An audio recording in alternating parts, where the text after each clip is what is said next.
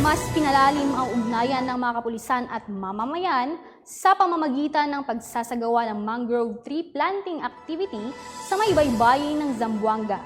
Ang ulat mula kay Patrolwoman Melanie Mapa. Nagsagawa ng mangrove tree planting activity ang mga miyembro ng Zamboanga PNP sa Estrada Drive, Masipla, Barangay Mampang. Ang aktibidad ay isinagawa ng Regional Communications and Electronics Unit 9 na pinamunuan ni Police Lieutenant Colonel Regidor John D. Flora, ating chief. Kasama ang mga personnel ng Regional Police Community Affairs and Development Unit 9 sa pamumuno ni Police Lieutenant Colonel Jaime N. Barredo Jr., acting chief, at mga task force multipliers at iba pang mga lokal na organisasyon. Narito ang panayam mula kay Police Lieutenant Colonel Regidor John D. Flora, acting chief ng RCEU 9. Magandang umaga po sa lahat. Alam nyo, ang Kumil ay mayroon talagang tinatawag namin na yearly activities, the tree planting, na part ng office activity namin para makatulong kami sa mga residente dito, not only the resident but also the environment, na makatulong kami dito na ma-improve itong area na dito.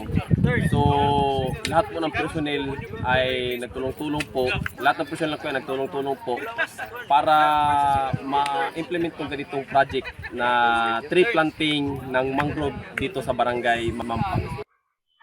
Ang grupo ay nakapagtanim ng nasa mahigit 500 piraso ng mangrove trees.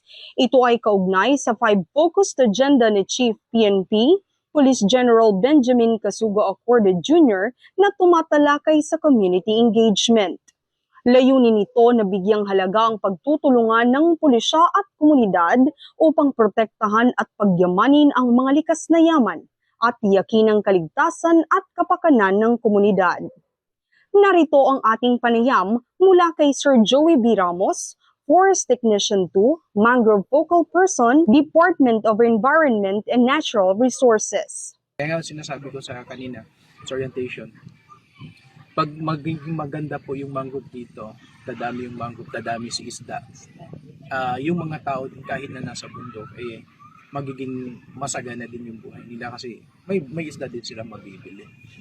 And sinasabi ko nga, in 1 hectare healthy plantation ng mangrove can give us 1.08 tons of marine product yearly po yan.